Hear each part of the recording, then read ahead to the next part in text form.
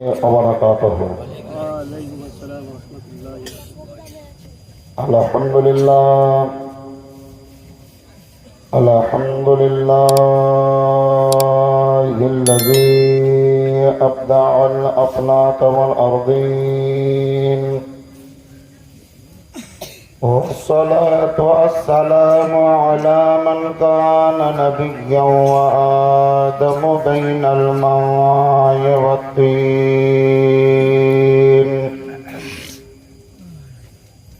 وعلى آله وأصحابه أجمعين. أما بعد، فأعوذ بالله من الشيطان الرجيم. بسم الله الرحمن الرحيم.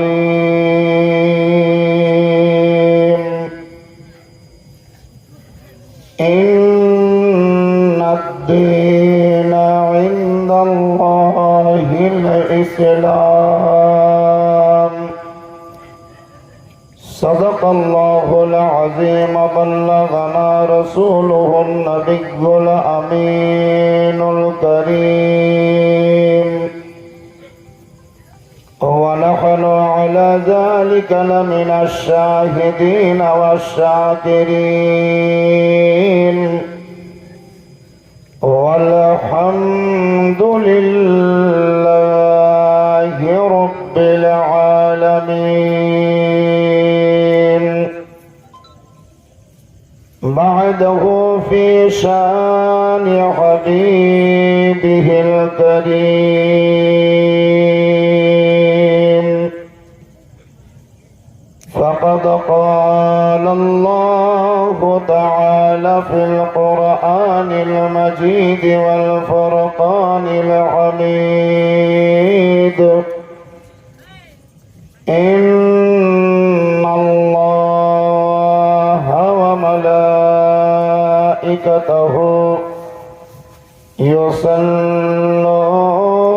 يصلون على النبي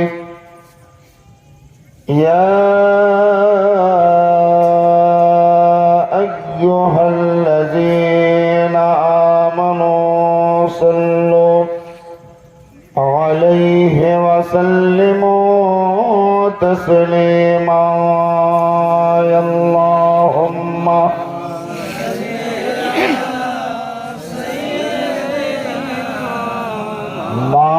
مولانا محمد وعلى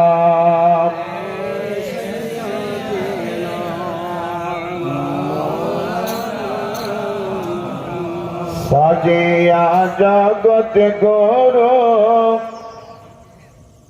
মা আমিনার ঘরেতে কে এলো রে মোর বুকে,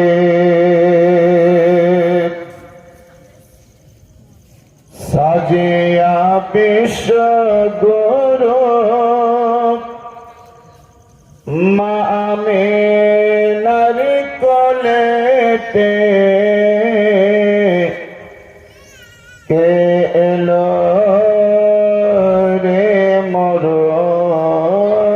বুকে। সুবহানাল্লাহ বলুন। সমগ্র জগতের শিক্ষক বা গুরু হিসাবে যিনি দুনিয়ার বুকে পদার্পণ করেছেন তিনি আমাদের নবী। এই কারণেই সেই নবীকে জগৎ গুরু বলে আখ্যায়িত করা হয়েছে। এটা কিতাবের নাম বলছি, বাংলা ভাষায় লেখা জগৎ গুরু হযরত মুহাম্মদ। এই বইটা কোনো মুসলমানের লেখা নয়, কোন একজন হিন্দু লোকের লেখা। জগৎ গুরু হযরত মুহাম্মদ।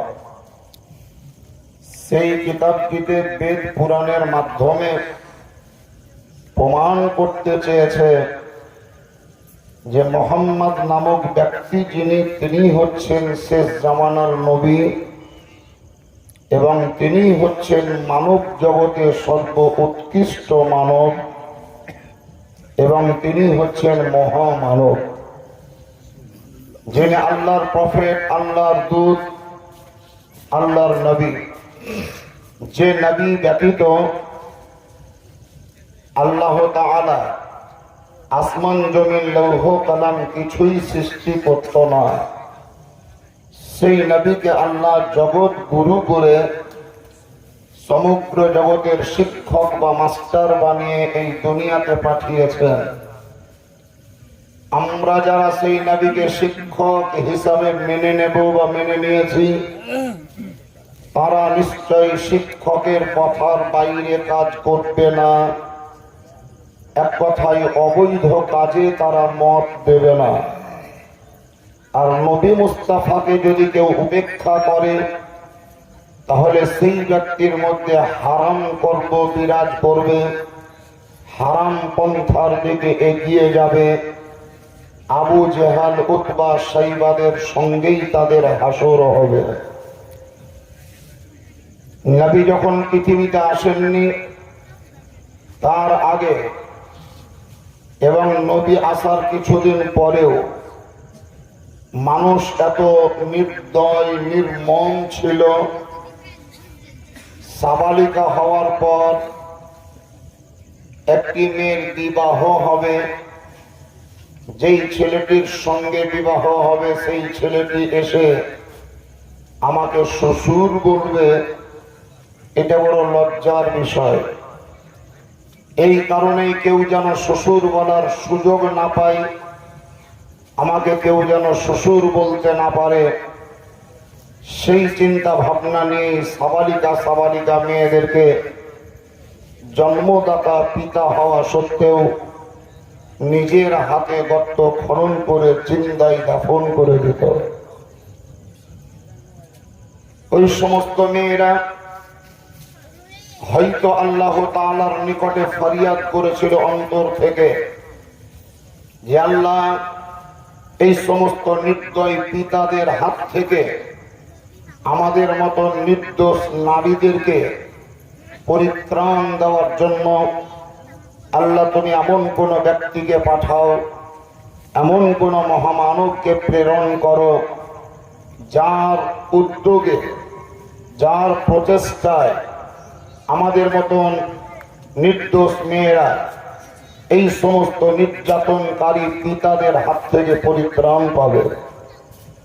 তাহাদের মনের ব্যথা যুক্ত প্রার্থনা বা দোয়া আল্লাহর নিকটে কবুল হয়েছিল।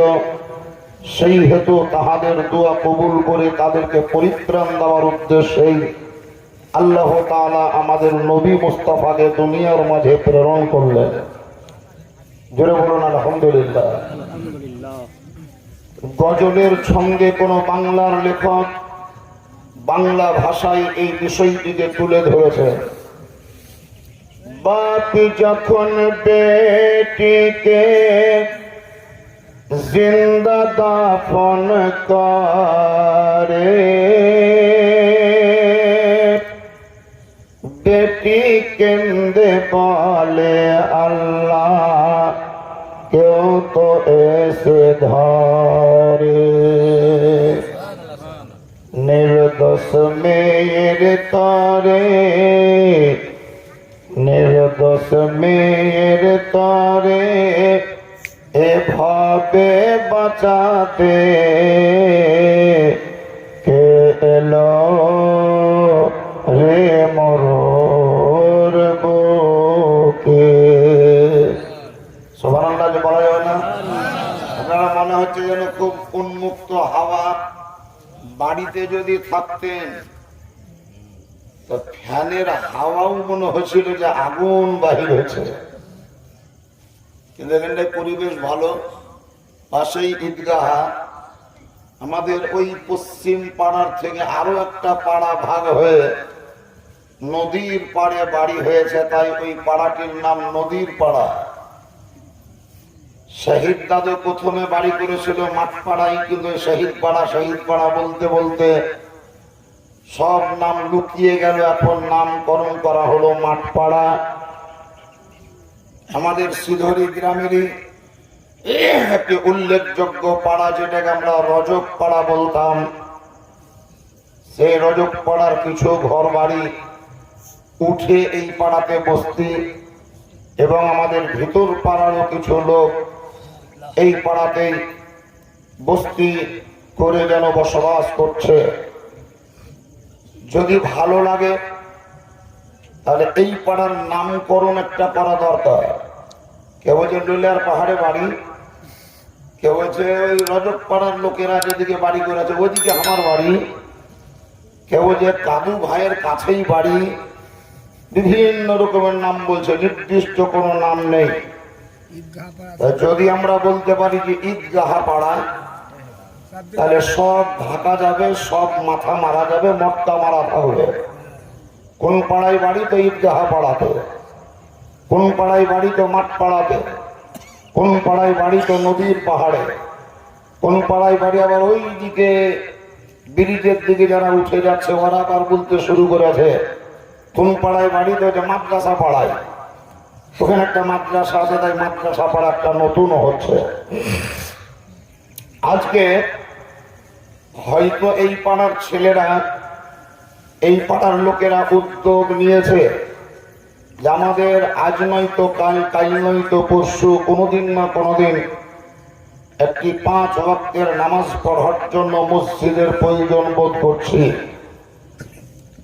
নামাজি যারা হবে তাদের জন্য মসজিদের প্রয়োজন, মদের মাতাল যারা তাদের জন্য মদের প্রয়োজন, গাঁজারি যারা তাদের জন্য গাঁজার দরকার, সুদখোর যারা তাদের জন্য সুদের দরকার, তাড়িখোর যারা তাদের জন্য তাড়ির দরকার, আর ওই IPL খেলার মাতাল যারা তাদের জন্য মোবাইল দরকার, আর পরহেজগার নেককার যারা তাদের জন্য ইবাদতখানা হিসাবে মসজিদ দরকার।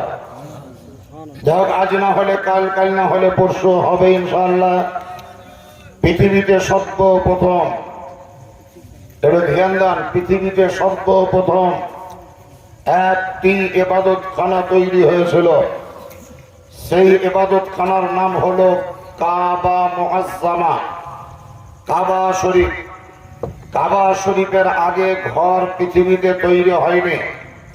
সেই কাবা শরীফের বারান্দায় মানুষ নামাজ পড়ত। সেই সময়কালে নামাজ পড়তে গিয়েও বাধা প্রদান হয়েছে। বাধা তো বাধা, নবী মুস্তাফার গলায় নামাজ চলাকালীন গামছা পিছন দিক থেকে দিয়ে ফাঁস লাগিয়েছে, কিন্তু তবুও নবী আমার নামাজ পড়া বন্ধ করেন। হযরতে সাইয়্যিদনা আবু বকর সিদ্দিক রাদিয়াল্লাহু তাআলা আন ওই কাবা শরীফের বারান্দায় নামাজ পড়ার কারণে মক্কার কাফিরেরা এমন ভাবে তার প্রতি প্রহার করেছে যে মার খেতে খেতে রক্তর ধারা প্রবাহিত হয়েছে।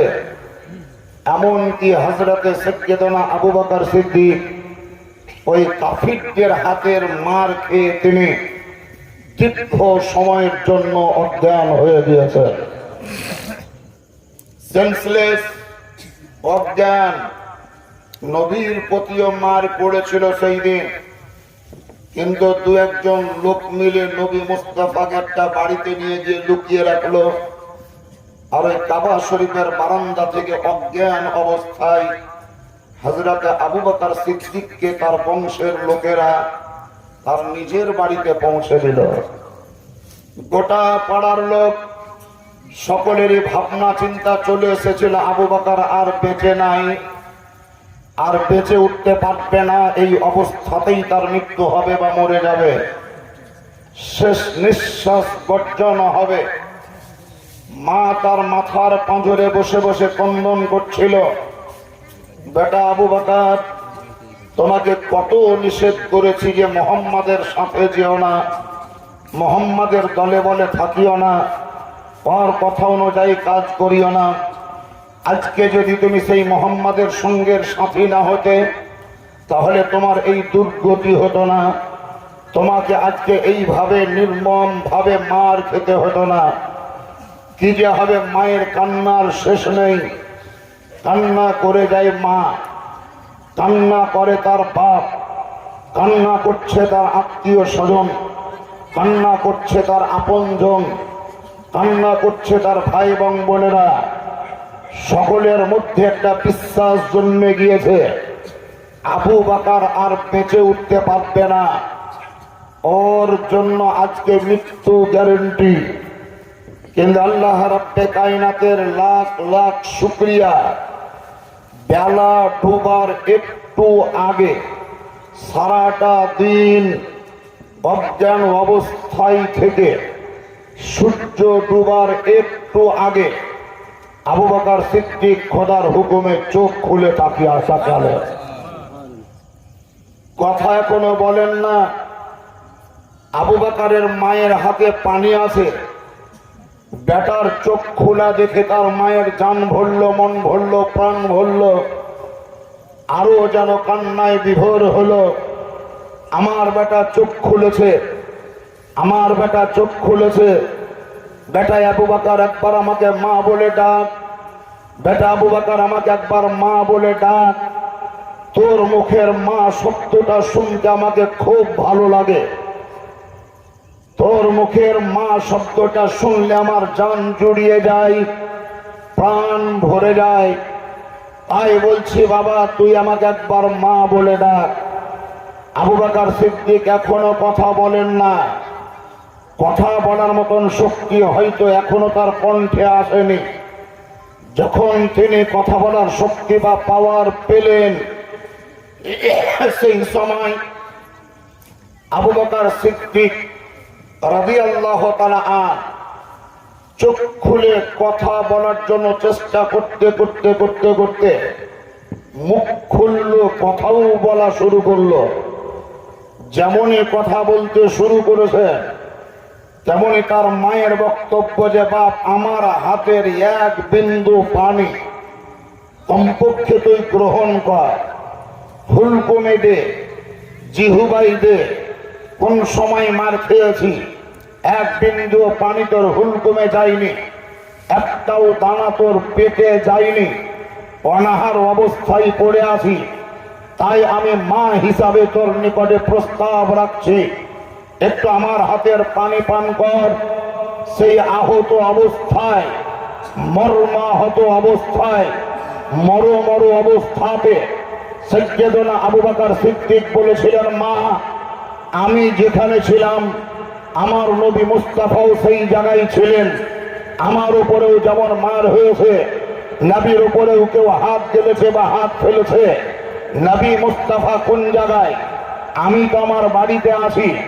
নবী কোথায় আছে, কেমন আছে? যতক্ষণ পর্যন্ত আমি নবীকে সচক্ষে না দেখব, নিজের চোখে না দেখব, কসম খোদার আমি মরে যেতে পারি, কিন্তু এক ফোঁটাও পানি জিহ্বায় নিব না। হযরত আবু বকর সিদ্দিকের মা তার বেটা আবু বকরের মুখে হাত দিয়ে বলছে, বেটা খবরদার, যে মোহাম্মদের সঙ্গে থাকার জন্য মার খেয়েছি ওই মোহাম্মদের নাম আর মুখে উচ্চারণ করিস না, বন্ধ কর, ওর নাম নেওয়াটা বন্ধ কর। কিন্তু আবু বকরের মুখ থেকে আমার নবীর নামটাই উচ্চারণ হয়। নবী কোথায়, নবী কোথায়, নবী কোথায়? আবু বকর সিদ্দিকের জননী এত বাধা দেওয়ার পরেও কোনো মতেই তাহাকে আটকাতে পারেনি। শেষ পর্যন্ত যখন আবু বকর সিদ্দিকের জ্ঞান ফিরে পাওয়ার পর পাড়ার যারা এসেছিল দেখতে ধীরে ধীরে বাড়ি যেতে লাগলো। বাড়ি যেন ফাঁকা হয়ে গেল, আর কেউ নেই। আবু বকরের মা একাই তার বেটার পাঁজরে বসে আছে, শুধুমাত্র আমার নবীর নামেরই তসবিহ পাঠ করে। নবী কোথায়, নবী কেমন আছেন, কোথায় আছেন, এটা আমার জানা দরকার। শেষ পর্যন্ত বেটার আবেদনে তার মার বক্তব্য যে তুই যে মোহাম্মদের নাম সেই কাল থেকে জপছি, এখন কোথায় আছে না আছে আমি তো জানি না, আমি তোকে কোথায় নিয়ে যাবো এই আধারে? কোন জায়গায় মোহাম্মদ আছে আমার তো অজানা। আবু বকর সিদ্দিক বলেছিলেন, মানো তুমি যদি কাউকে না বলো তাহলে আমি তোমাকে একটা ঠিকানা বলছি, ওই জায়গায় যাও। কি ঠিকানা বল? যে আমাদের বাড়ির পাশে দুখানা বাড়ির পরে একটা বাড়ি, সেই বাড়িতে একজন মহিলা যার নাম হলো জামিলা। ওই মেয়েটির কাছে খবর নাও। কেউ বলতে না পারলেও ওই মেয়েটি খবর দিতে পারবে যে আমার নবী কোন জায়গায় আছে। সুবহানাল্লাহ। নবী কোন জায়গায় আছেন ওই মেয়েটি বলতে পারবে। আপনি ওর কাছে একটু সন্ধান নিয়ে এসো, খবর নিয়ে এসো। আবু বকর সিদ্দিকের জননী বা মা বেটার কথা মোতাবেক রাতের অন্ধকারে লুকিয়ে চুরি করে সেই জামিলার বাড়ি গিয়ে আস্তে আস্তে ফুসফুস করে যেমন কথা বলে ওইভাবেই কথা বলে জিজ্ঞাসা করলো, আমার বেটার এই বক্তব্য, তো মোহাম্মদ কোন জায়গায় আছে আমাকে একটু বলো, আমি আমার বেটাকে সঙ্গে করে মোহাম্মদের কাছে নিয়ে যাব। জামিলা উত্তরে বলল যে নবী মুস্তাফা কোথায় আছেন এই ঠিকানাটা আমি দিব না, আমাকেও নিয়ে চলো। তুমি আর আমি একসঙ্গে আবু বকরকে নিয়ে নবীর কাছে পৌঁছে দেব। অসুস্থ আবু বকর, রোগাক্রান্ত আবু বকর, দুইজন মহিলা, তার মধ্যে একজন তার নিজের মা, আরেকজন হচ্ছে জামিলা, দুই মহিলার ঘাড়ে হাত দিয়ে হাত বাজানো লেতাড়াচ্ছে, মনে হচ্ছে যেন লুটিয়ে পড়ে যাবে, ঢলে পড়ে যাবে। এই অবস্থাতেই আবু বকর সিদ্দিক নবীকে দেখার জন্য, নবীর সঙ্গে সাক্ষাৎ করার জন্য বাড়ি থেকে বার হলেন।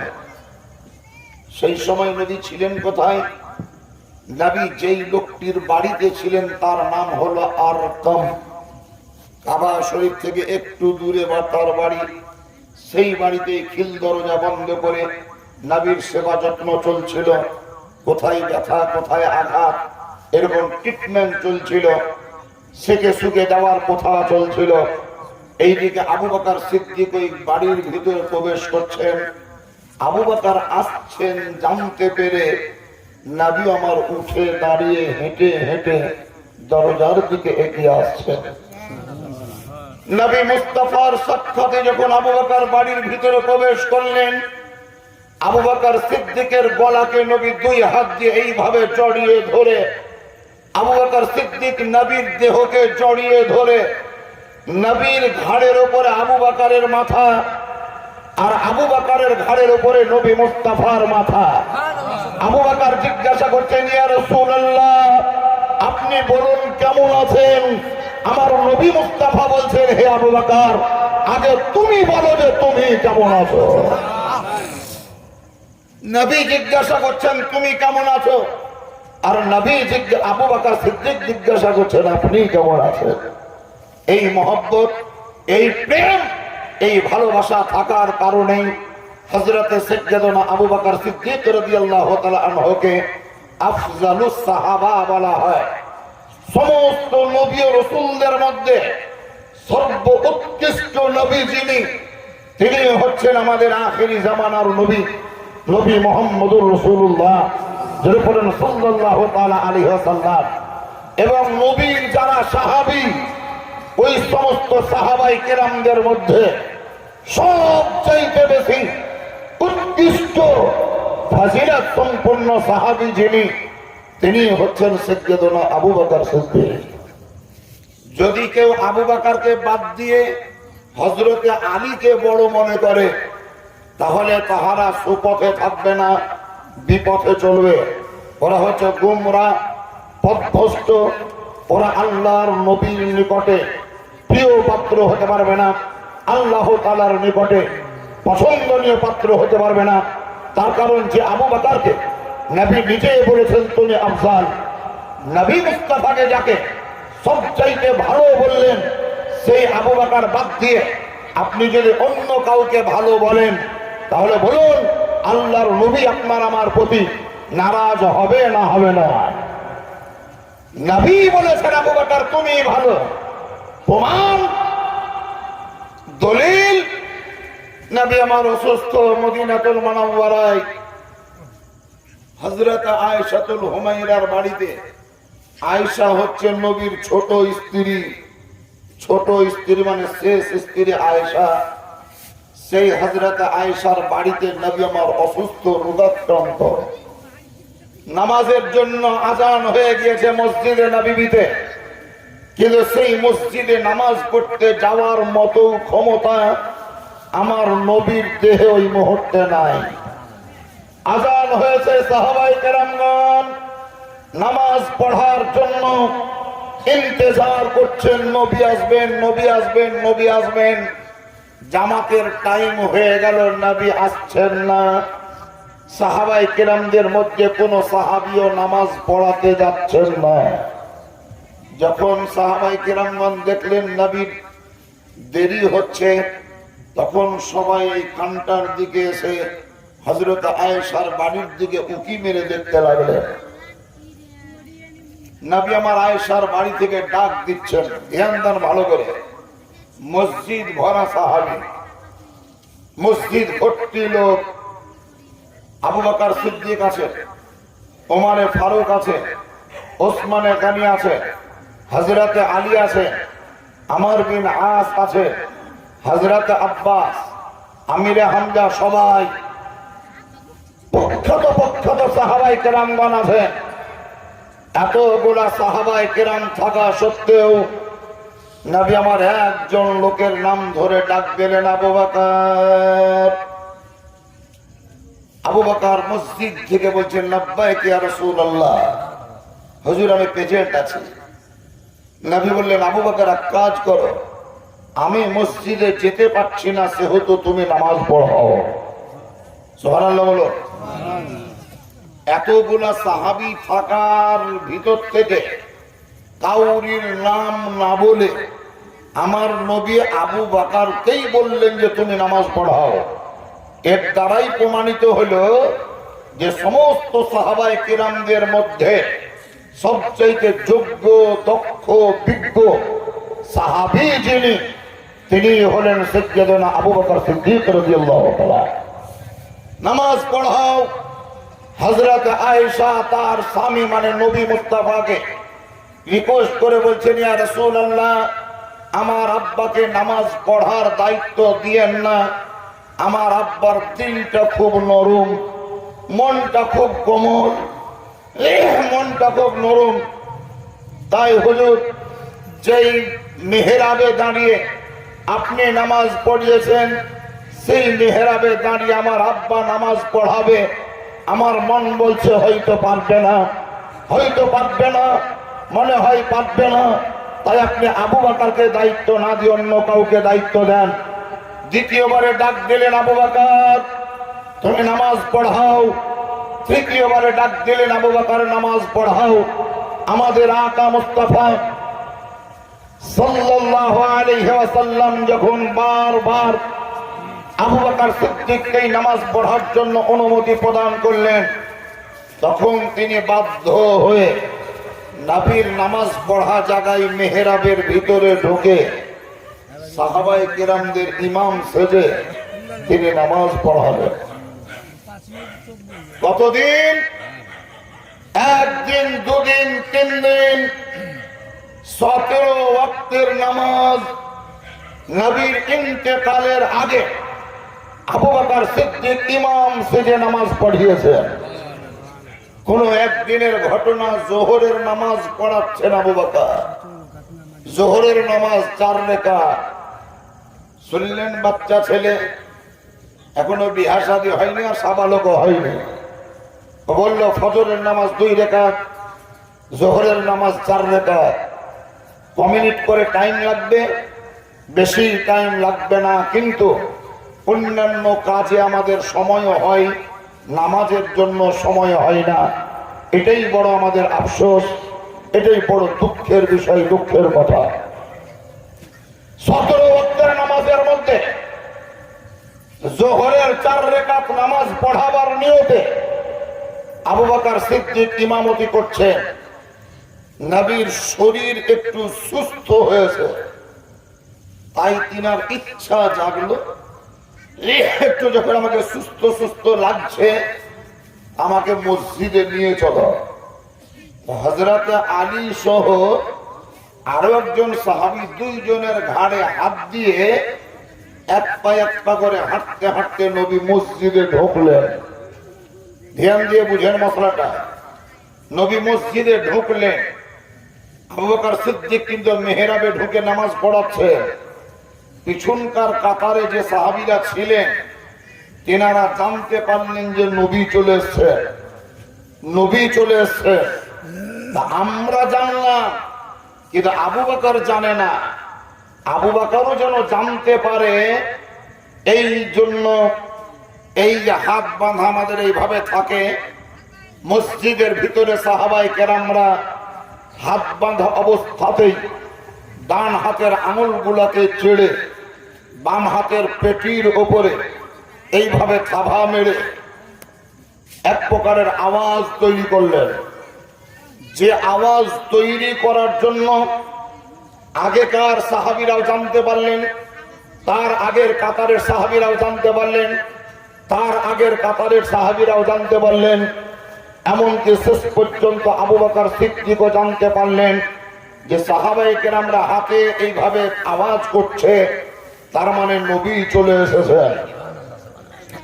জানতে পারার কারণে হাদিস শরীফের দাম স্পষ্ট ভাবে উল্লেখিত, নামাজ চলতে চলতে, নামাজ চলাকালীন, নামাজ পড়াকালীন সম্পূর্ণরূপে পিছন দিকে ঘুরে, সম্পূর্ণরূপে পিছন দিকে ঘুরে আমার নবী মুস্তাফার চেহারার দিকে তাকিয়েছিলেন আবু বকর।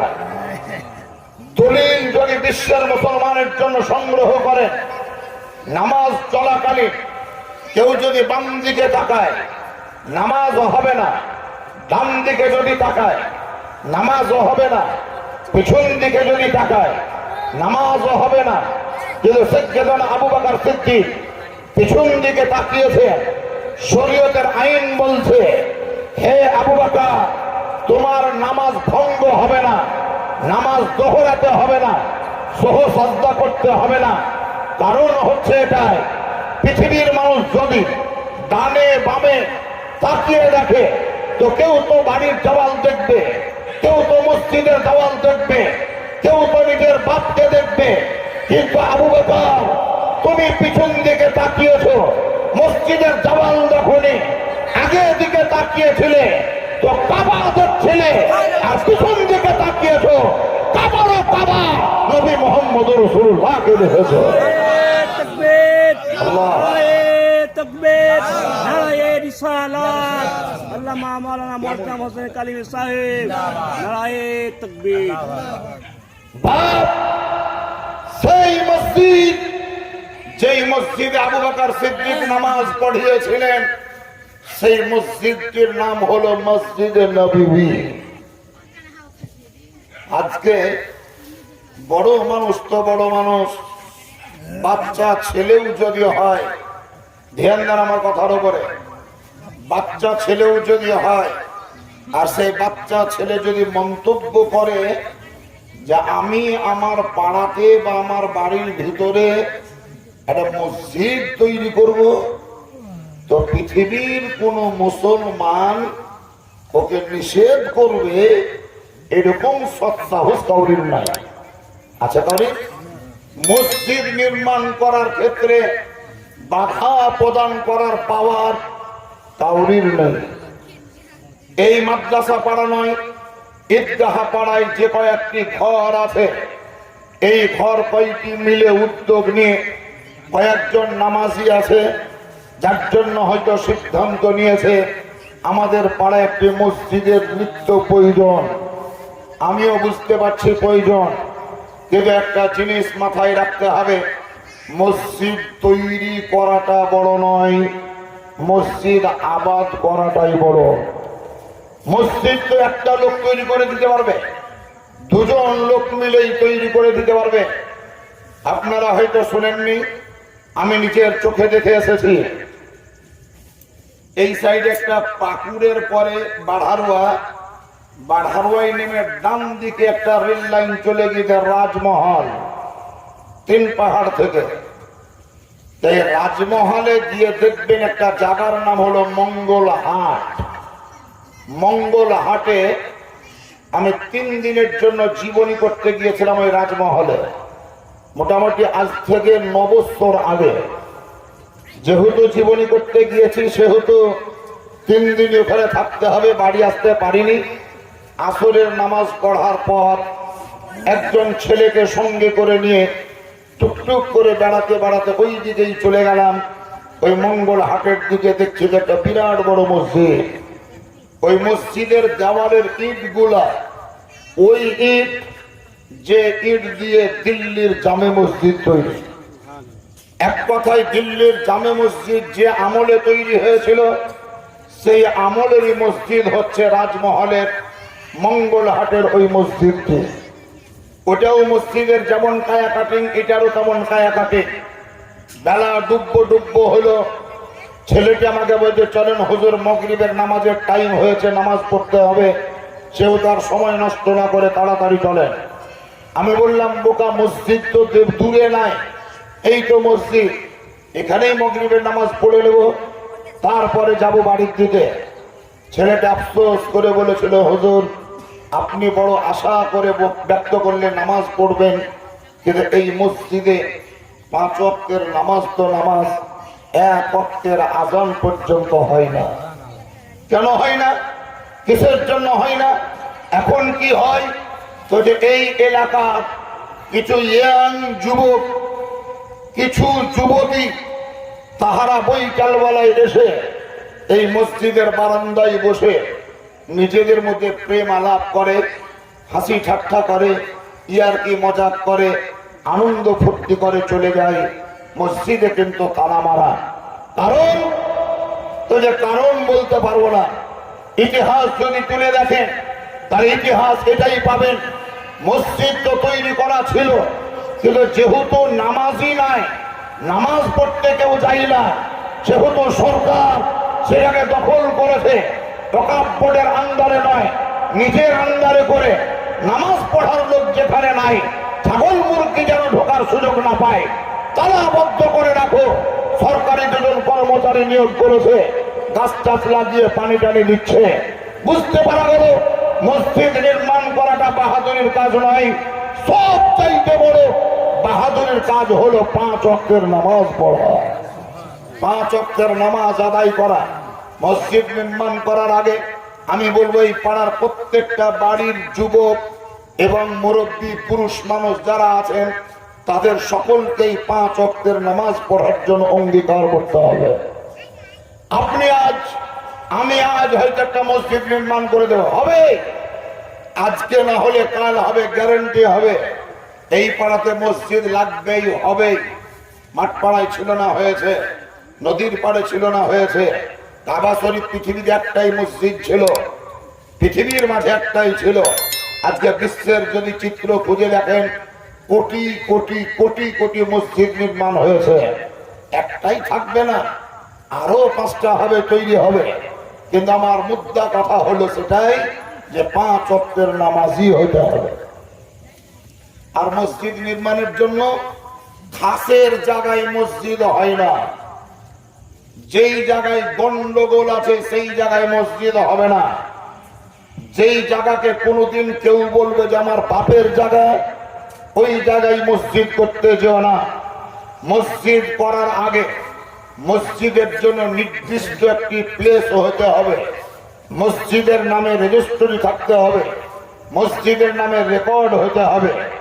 ওই রকম ভাবে যেমন কিছু দূরে গিয়ে তারার মোড় যে গিয়েছেন আপনারা, তারার মোড় জাননি? তারার মোড়ে একটা চায়ের দোকান বাম দিকে, আর ডান দিকে পেট্রোল পাম্প।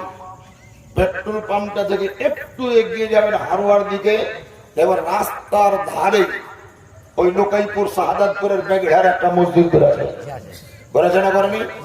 আবার রাস্তার ধারে ওই জায়গাটাকে ওদের বাপের জায়গা, ওই জায়গাটা কিন্তু রোডের জায়গা। আগে হয়তো কাউরির বাপের ছিল, কিন্তু এখন রোডের জায়গা।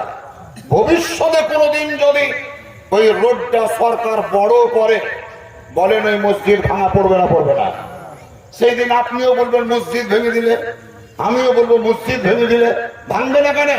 তুমি যে সরকারের জায়গা থেকে ছুঁয়েছ।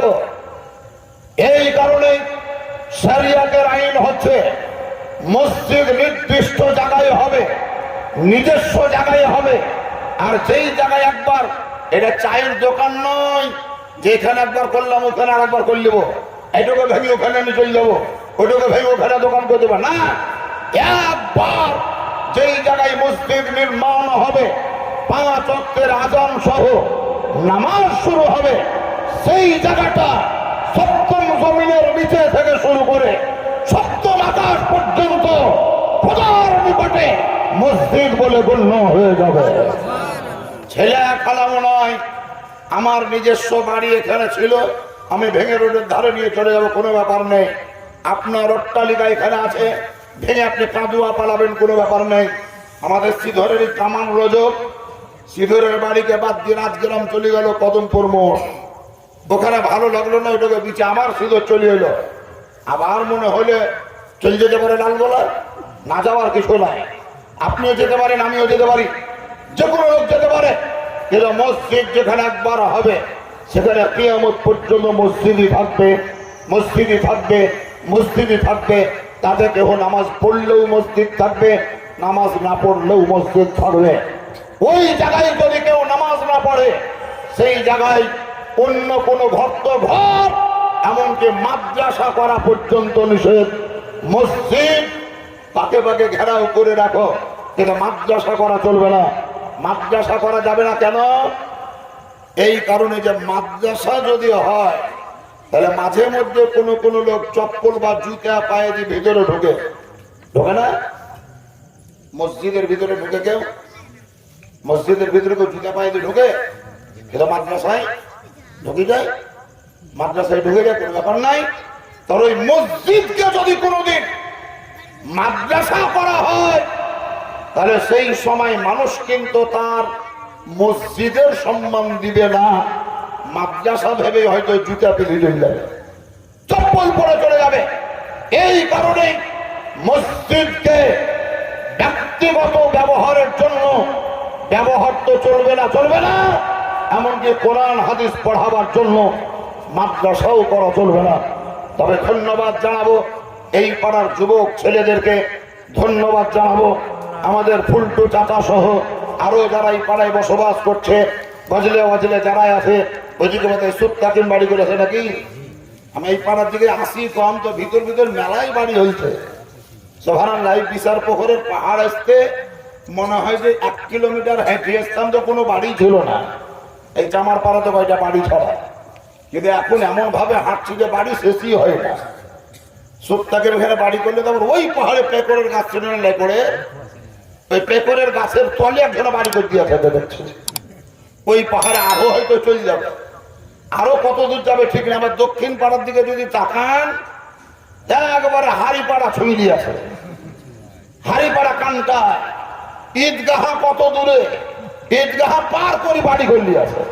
তার মানে আমদলে ঢুকতে আর বেশি দেরি নাই, আমদলে ঢুকতে আর বেশি দেরি নাই। এই পাড়ার আমি 10টা যুবক চাইছি আজকে, 10টা যুবক আমার সামনে এসো, মসজিদ তৈরি করে দেব। মসজিদ ইনশাল্লাহ হবে, কিন্তু 10টা যুবক দরকার।